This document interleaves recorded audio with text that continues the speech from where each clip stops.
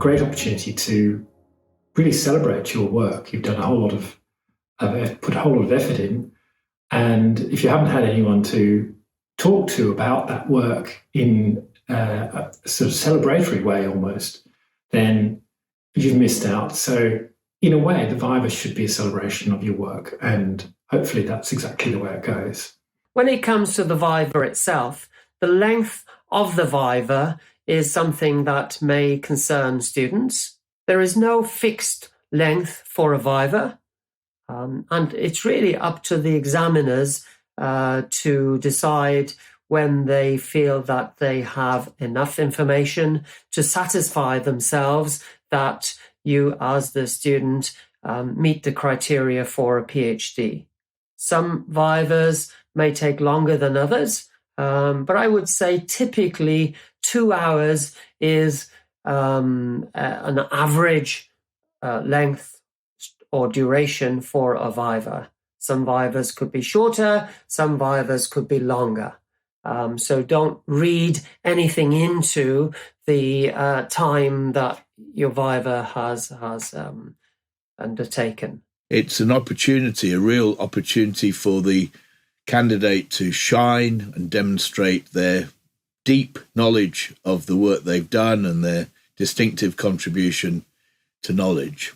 In terms of the actual exam, when the thesis gets submitted, it gets sent off to the examiners, and typically the Viva is going to be a month or so after that, month, 6 weeks, something like that. So my number one tip on submitting a thesis is to go on holiday or something like that. If you read through it, having spent a few weeks trying not to think about it, then you will see it in a fresh light, and you'll get similar kind of insights into it and the story and the narrative as the examiners have. I want you to be clear about your worldview and how this has shaped the direction of your work and influenced what you have and have not seen. In other words, I expect doctoral students to be able to articulate clearly their ontological and epistemological position and influences. Because while I may share an interest in a topic with you, we may well be looking at it from very different angles. And there's no right or wrong. Looking at things differently is refreshing and where new ideas come from.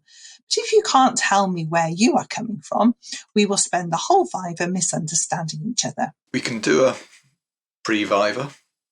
That's fine. In a pre-Viva, I will tend not to talk too much or ask too many super technical questions. I will certainly advise the students that the examiners are going to come up with some questions that I and they, the candidate, aren't going to come up with. There are going to be some questions that we aren't going to be able to pre-guess. There are some obvious things which we must go into the Viva knowing, though, and being very clear about, which is what is the original contribution, what were the aims of the project, and what's the coherent narrative and story.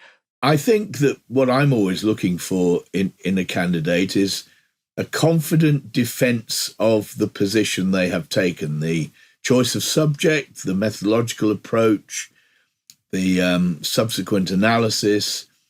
I'm also looking for a candidate who doesn't waffle on.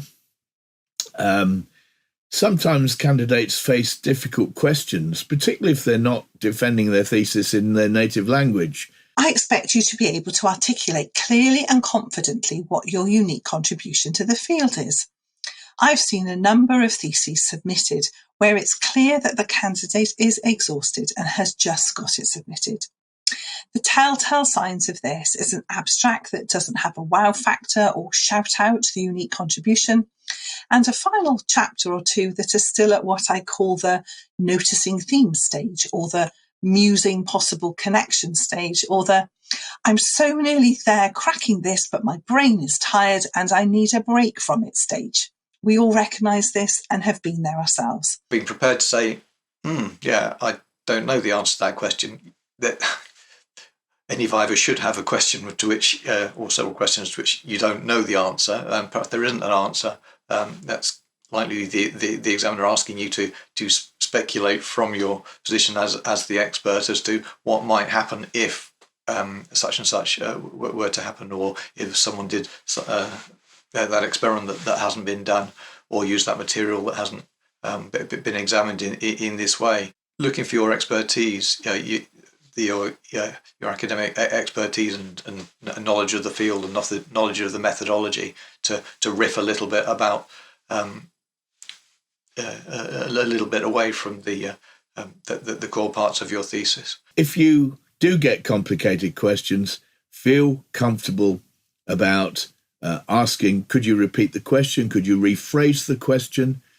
Take a breath, take time, and give a relatively short answer to the question. And if the question merits further the answer merits further elaboration, then one of the examiners will no doubt ask you to elaborate. If dealt a really, really tricky question, then don't be over anxious about the fact that you don't know the answer. The fact that you can pick your way around it and be discursive and say what the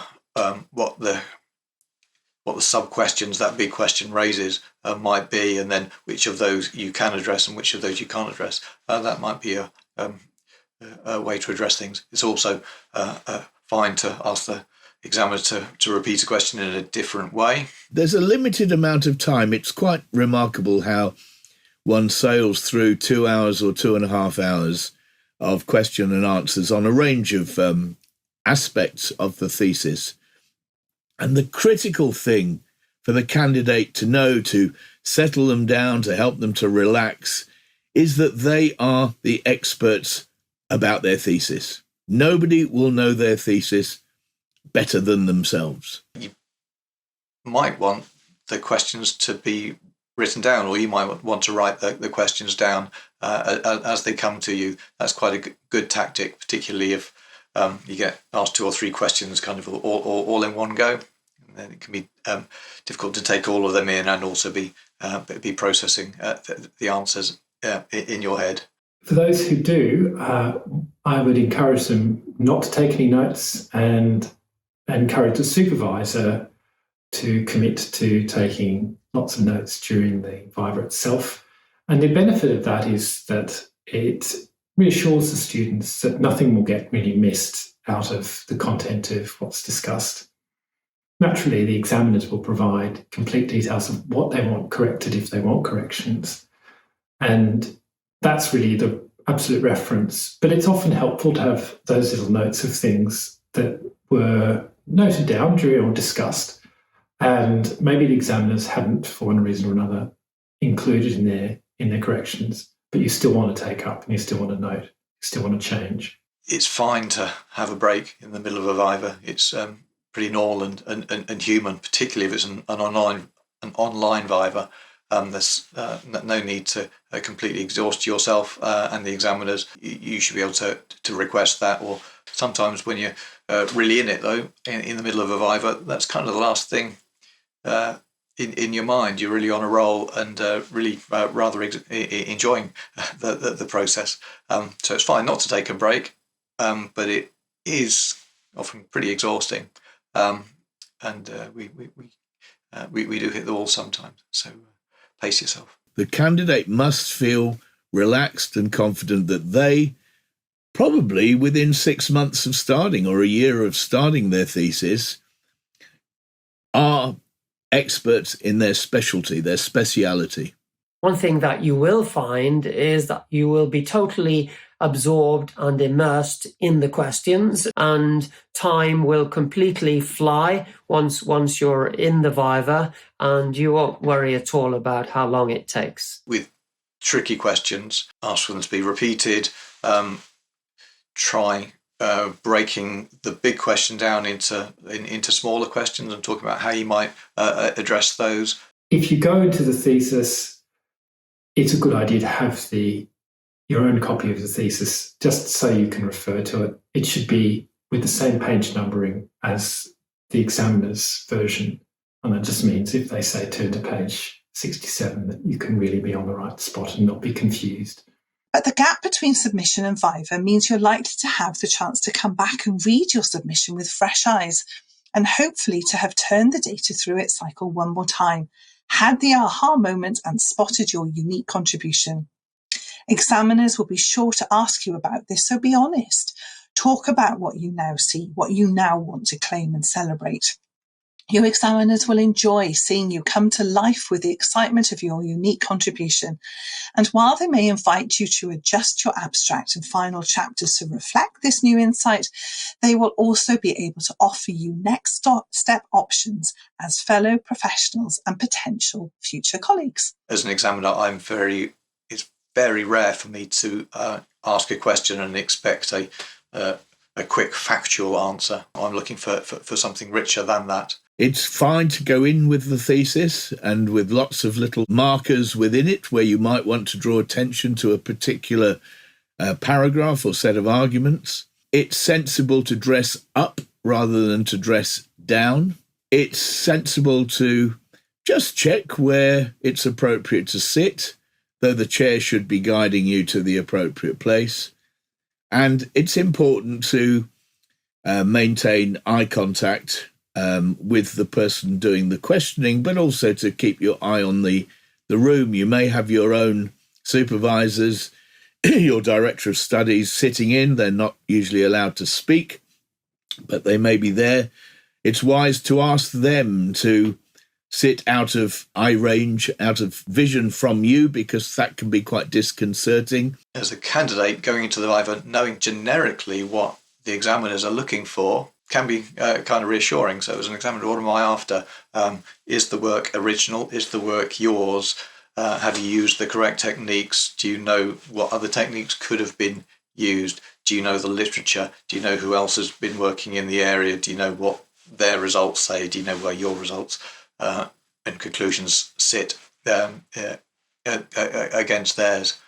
That's what I'm trying to tease out. I wish you well. We've all been through it.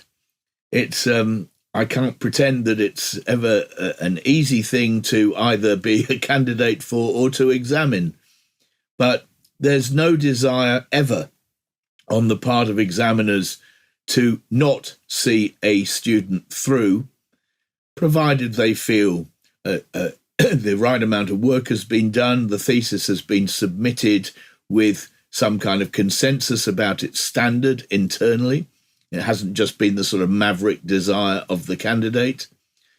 And it genuinely makes a contribution to knowledge within the particular discipline for which the candidate is seeking the postgraduate qualification. So you will be anxious about your Viva, but you are the expert in your field.